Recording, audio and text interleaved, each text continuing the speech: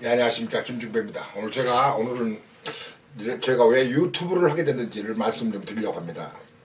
제가 21대 국회와 22대 국회, 그리고 6.3 대통령 선거, 그리고 서울시 교육감 보궐선거, 부산 교육감 보궐선거를 보면서 제가 우연한 기회에 장제은 박사를 만났습니다. 육서 34기 전산학 박사를 만나서 부정선거에 관심을 갖고 있었고, 또 그 전에 장제은 박사를 만나기 전에 부정선거에 의구심을 많이 갖고 있다가 장제은 박사를 만나면서 사석에서 이 나라의 선거 결과는 이건 자연적으로 나온 결과가 아니다. 누군가가 인위적으로 조작하지 않으면 이렇게 나올 수가 없는 거다라는 어떤 교육을 받으면서 장제은 박사가 저한테 제안하기를 이 나라를 위해서 정의와 사명감으로 한번 우리가 밝히자. 우리가 윤석열 대통령에게 이 부정선거의 실체를 낱낱이 말씀을 드려보자 라는 제안이 있어서 부정선거에 관심을 갖고 투쟁하는 아스팔트에서 투쟁을 하게 됐습니다. 1년 반 전에 작년 6월 달에 과천 경찰서 앞에서 시작으로 부정선거를 집회를 했습니다. 그때 우리에게 와서 같이 집회 행동을 같이 해주신 분들이 그때 한 30명 정도 있어서 30명, 그분들하고 매일같이 2시부터 6시까지 집회를 매일같이 했습니다. 과천 경찰서 앞에서. 왜 했냐? 너희들이 검찰에서 하지 않는 부정선거를 경찰에 넘겼으니 너희들이 20만 경찰을 대표해서 검찰이 하지 않은 수사를 너희들이 경찰의 명예를 걸고 한번 조사해봐라, 수사해달라, 이런 얘기를 했었는데, 그게 2달 동안 했습니다. 거기서 매일같이, 일요일만 빼고. 6월 달에 하다 보니까 8월 달 되고 장마지고 날이 엄청나게 더운데, 장제은 박사와 저와 이춘희 실장하고 엄한섭 호랑이 이빨, 또 천창용 TV의 천창용 씨하고 5명이 매일같이 집회하고 일과 끝내고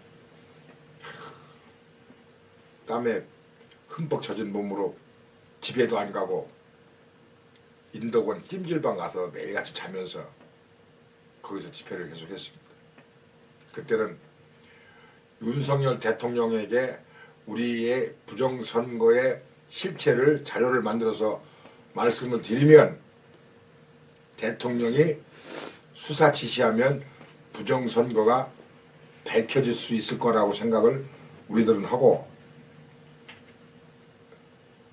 노상원 정보사령관과 김영윤 국방부 장관 당일에다가 메일로 매일같이 우리가 집회하면서 부정선거의 자료를 모아서 장제은 박사가 그 자료를 만들어서 넘기면서 자료를 메시지를 보내고, 또 뭐 대통령실에다가 문서로도 만들어서 보내고 이러면서 우리의 절절한 요구 조건과 이 국민들이 바라는 부정선거의 규명과 실체를 좀 대통령께서 검찰에 수사 지시 한 번만 해달라, 그러면 밝혀질 거다라고 우리 생각을 순진했었습니다. 순진한 생각으로 했는데 안 됐어요. 2달 동안 하고. 그러다 보니까 이 경찰에서 조사도 하지 않고 선관위의 직원 5명을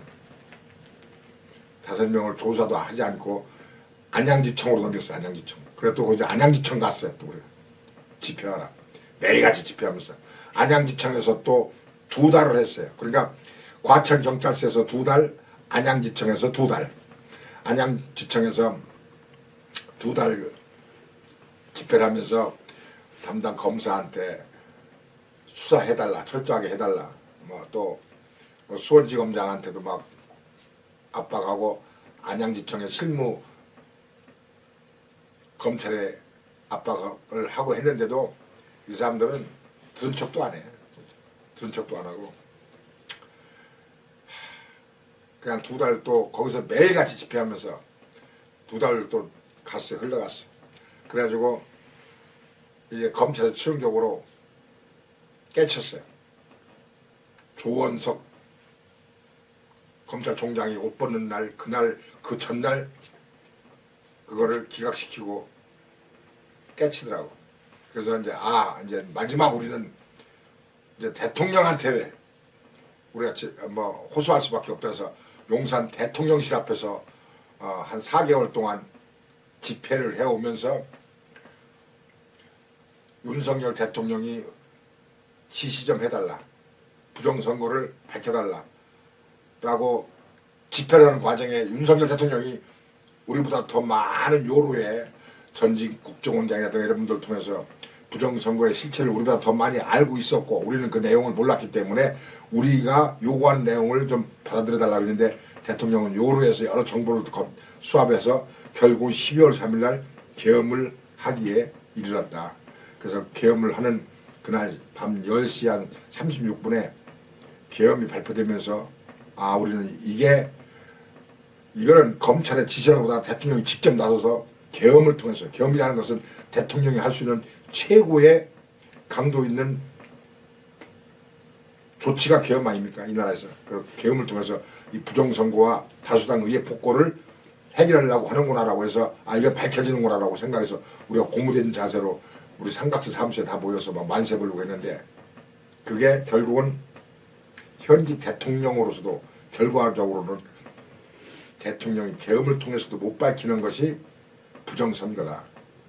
그러면서 선관위 연수원에 99명이 뭐 체포됐다 뭐 했다 하면서 뭐 오키나와로 갔네 뭐 미국 본토로 끌려갔네 하는 얘기를 하면서 그럼 그게 실체가 있으면 밝혀라 라고 했는데 스카이 데일리에서 밝히라고 밝혔는데 지금까지도 안 밝혀졌어요.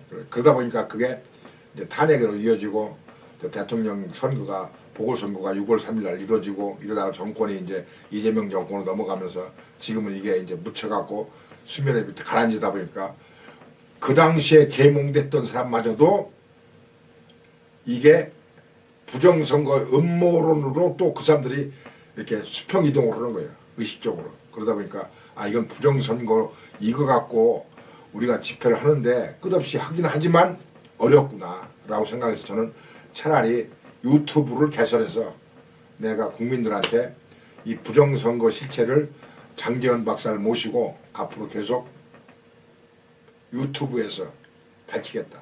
왜? 이게 내년 지방선거에 선거 제도를 바꾸든가 이 부정선거를 규명하지 않고 내년 지방선거를 하면 허나마나 백전백패다. 그래서 황교안 대표님이나 박지원 변호사나 민경욱 전 의원이나 장제원 박사나 저는 부정선거를 규명해야 되는데 규명이 안 되면 앞으로의 선거의 제도라도 바꾸자. 선거 제도를 바꿔야 된다라고 주장하는 사람들입니다.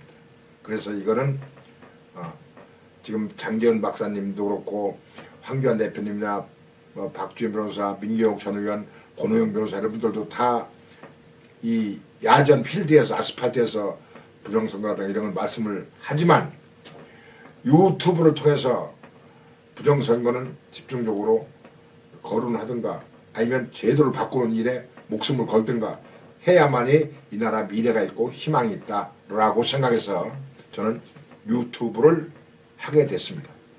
다음에 뵙겠습니다.